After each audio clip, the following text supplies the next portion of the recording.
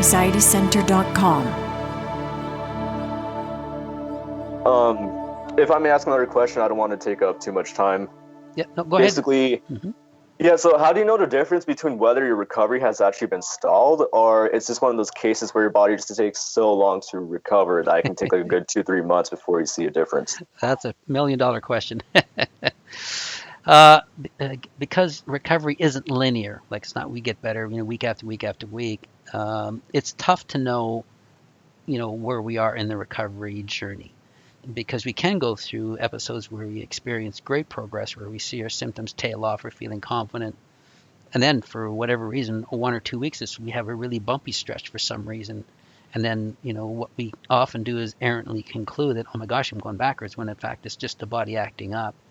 And so it's really hard to map this out, because there's other factors too. How much a person's doing working at containing, how many stress responses they're triggering each day, what's going on in their lives from a relational perspective, how is their job treating them. There's so many things, right?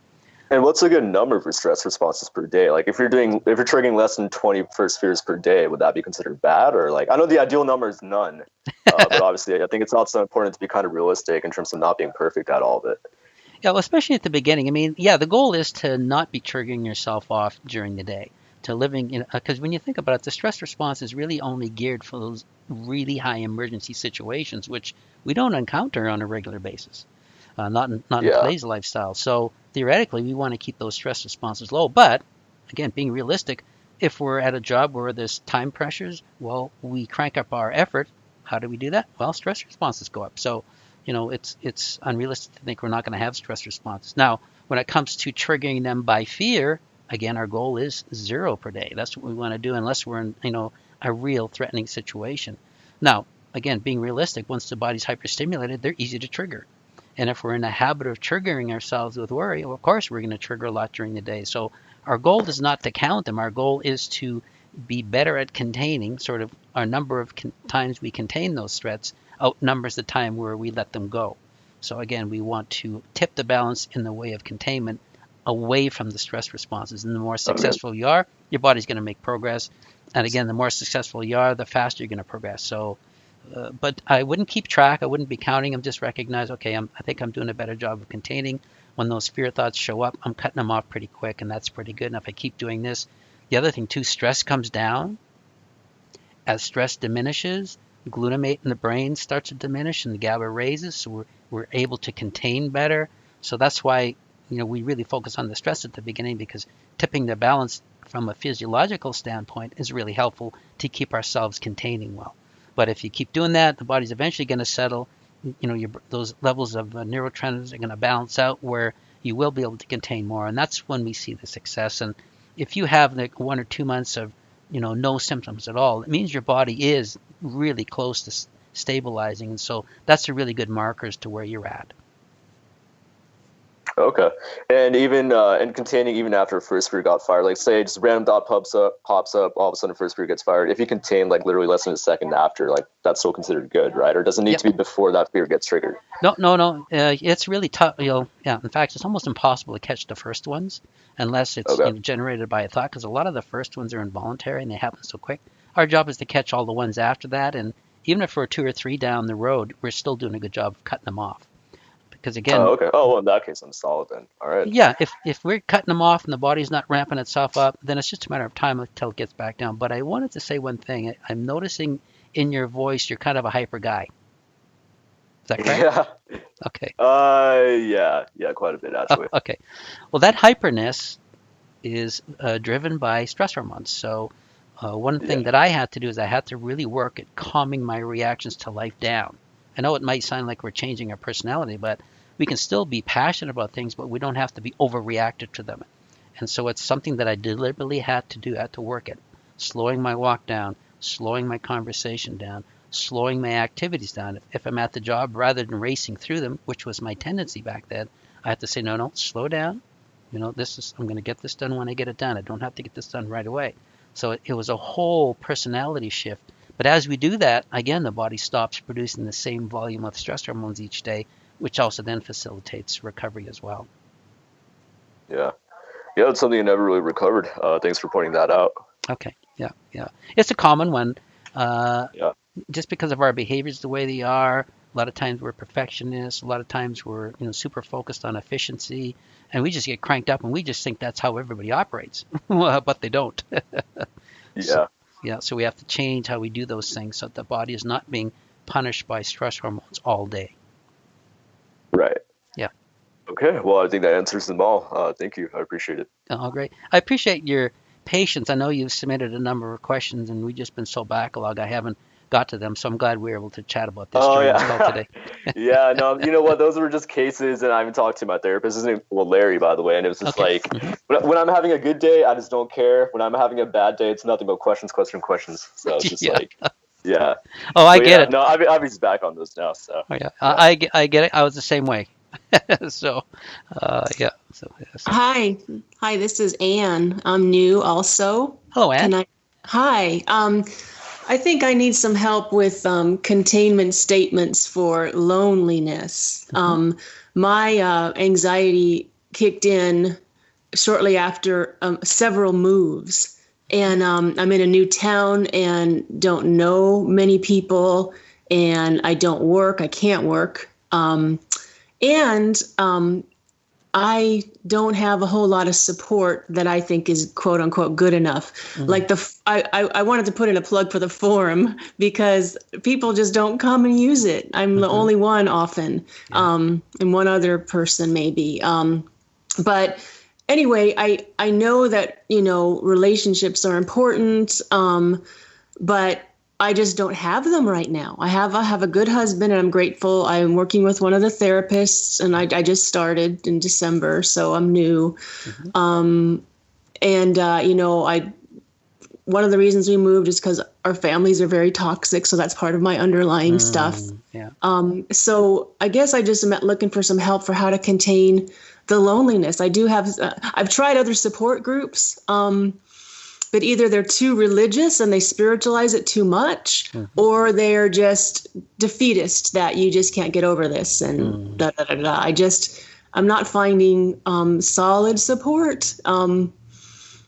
But I do have a few people in my life, but I don't feel like anyone really understands. So Yeah. with that, I'll let you share. Thank you. Sure. You bet. Yeah. Well, thanks for sharing that. Uh, well, that's a tough one because we do need support. We need someone to walk alongside of us that we can vent to, someone who's not trying to fix us all the time, but can listen to what we're telling them, provide encouragement when we're feeling down and maybe having some bad days. Those are really important. And so first off, I'm glad you're working with a therapist now. And since it's only been in December, you're really just getting started. But that'll really be helpful. You'll have someone to bounce the anxiety stuff off of who really understands what's going on. So that's going to help.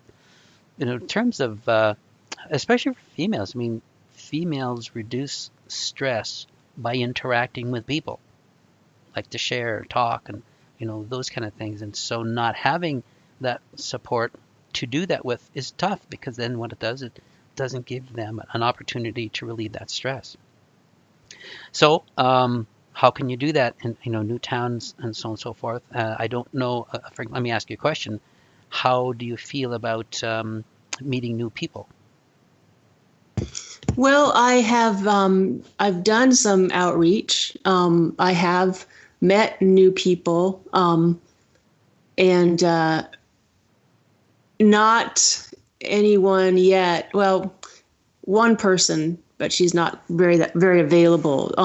That understands anxiety. It's just kind of Bible studies, and again, it's very another aside for me. Religious fear is one of my things. So Mm, I'm a Christian, and I that's my worldview, but I struggle with it. So I do have some twisty things that I'm dealing with. sure. And I'm just praying for support people. And again, I've got I do some 12-step groups online because I can't drive because of my symptoms. Hmm. But again, it's just limited. I Hmm. can talk to people, but the understanding is limited, and I just wonder if God is trying to get me to trust Him, or I don't know, but I'm feeling a little bit stuck. Sure. Yeah. Yeah, it is tough to find good spiritual support networks who don't spiritualize everything. I get that. In fact, in our church for years, we ran support groups because of some of the spiritual harm that happens when people don't understand anxiety. So we know it's tough. And we live in a fairly large city, and I think we were one of the only ones that actually were able to help those people who are struggling in that area. So I know it's tough. You know, I don't know if you belong to if you do any social media groups who are like-minded, who are, spiritual yet, want to focus on the realities of life, not spiritualize everything. I don't know if you can come across that. I haven't looked myself. We've had people ask us about doing some of these online support group environments, but there's a lot of problems with trying to set those up from a professional perspective. Yeah, certainly what you're doing, asking, God to provide that person in your life is good. And, when we're working through issues and we don't hear God's answer, well, he's always got another agenda in mind for us that actually is the best one. We just don't like it sometimes as we work to get there. But, certainly be praying about it. Talking with the therapist is good. Try to find someone locally. Do you go to a church in your new town at all? We belong to one, but I don't go regularly. We have a couple of people we know there. Okay. What about the forum, Jim? Yeah, the forum, we leave the forum for members to discuss the things. We don't intervene very often. We like that to be members' discussion. The problem with the forum is a lot of times you will hear a lot more negatives than you will hear positive because people are struggling and sometimes they don't get the therapy, and so they're trying to figure it out on their own. And so it's both a good and a bad thing at times. That's why it's probably been vacated. It often ends up being worse than what it should be.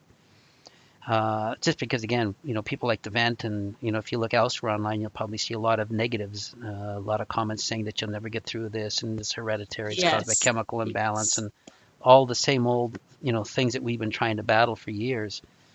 So that's, the forum isn't great really for support that way. It's really just a means of venting.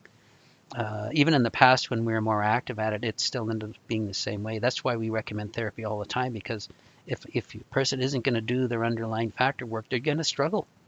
And that was one of the things we learned right at the beginning when we just had self-information. We saw so many people come back because a lot of the underlying factors weren't addressed. And so that's why we always emphasize therapy, because that is the really only way to get through this, to identify those factors, process them, work through them, change behaviors. And then as we do that, stress comes down, and the next thing you know, we're living a good life again. In fact, it's way better than we started. But it's personal work because everybody's factors are different. Even though a lot of the factors are similar for people, it's their mixes and reasons that they're there are different. And you can't do that in a group environment. And even when we had our support groups at our church, we could only get to the very superficial aspects, because when you're dealing with 12 people in a room, you can't get to the nitty-gritty, because obviously there's a privacy thing as well. You can't, you don't want to be talking about things in those groups that a person needs to talk about. Sometimes those things that we touch on are sensitive, and sometimes people are having a hard time with it, which another person, if they can't, for example, a lot of anxious people have a really difficult time when someone's upset. They own the upsetness, and sometimes they sponge that upsetness. So when someone else is upset, they become upset. And so you have all those dynamics going on in a group setting, that it's helpful to support people, but it's not really good as a therapeutic environment. And the discussion forum, it just doesn't serve that way. Yeah, it's just not a good outlet for that. Hey, Jim, this is Sean. Yep. I might comment on this a little bit. So we actually moved from California to North Carolina 3 years ago.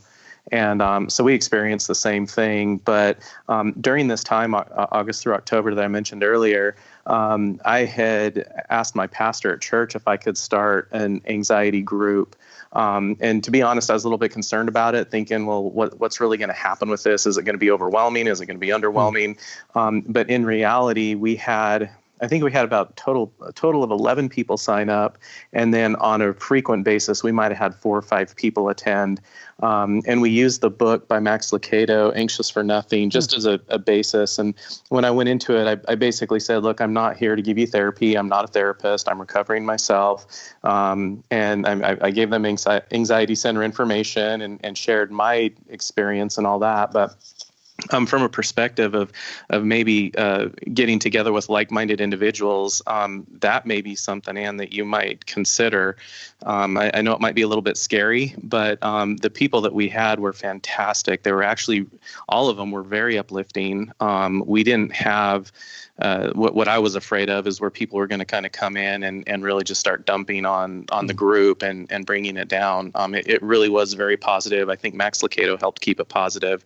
And on the flip side of that, I was actually getting nervous because only women were signing up for it. And at the very last minute, one man signed up. And so it made me feel more comfortable, at least leading a group with 2 males in there. But anyway, that maybe a suggestion. I don't know how that would pan out, but interesting. I moved to North Carolina also. What part are you in? We're in Kannapolis, so right outside of Charlotte. Yeah, we are too. Oh, wow. Isn't that funny? Well, without getting into details, but we'll welcome here. It's a beautiful place. Thank you. I would tell you the church if we weren't bound to confidentiality on the call, but yeah. And this might be something she might want to check into to see if that's available to her from that perspective. Yeah. Is this group still running, Sean? No, it actually ended in November. I wanted to end it before Thanksgiving and Christmas, and we didn't start it back up, and not for any other reason of just that because it's just been so busy and we haven't done it. But we've met some really great people over that time. Yeah. Well, our group found it great. I mean, we ran 2 groups. Marilyn ran the anxiety disorder support group, and I ran the boundaries group, and we found it to be very, very beneficial. A lot of people really appreciated it being there. And it depends on who's moderating it and leading it. But if you have good leaders, it can be a wonderful source of support. Yeah. It's just hard to find. I mean, a lot of the people that we saw come to our anxiety group came from churches where they just said, it's demonic possession, you need to pray it out. So, well, that's really not helpful. And so we had to work through those things. But if you have a really good balanced group, it can be a really good thing. Yeah, and this one was, and I've experienced that too, Jim. The same thing where, depending on theology, people will really come at you with, a lot of bad things because of what you've done. Or you don't have enough faith. You're dealing with anxiety. Enough faith. I actually had one of my son's youth pastors. This was years ago in California. He went to the whole group and he says, "Hey, will you pray for my dad? He's struggling with anxiety." And the youth pastor looked him directly in the eye and says, "Well, he doesn't have enough faith." Yeah. And so anyway, we won't go there, but it's out there. Yeah, sure. Yeah.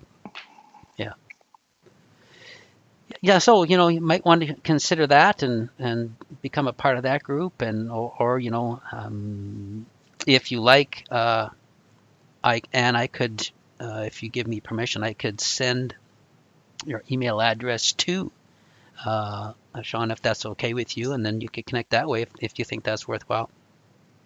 Yeah, and vice versa. You can share my information with Anne as well. I have no problem with that. Okay. All right. That would be great. That would be so great. Thank you. Yeah, absolutely. Well, what do you know? Hey. Small world. Yep, absolutely. Yeah. Yeah, thanks for speaking up, Sean. Oh, yeah, you're welcome. Yeah, absolutely, yes.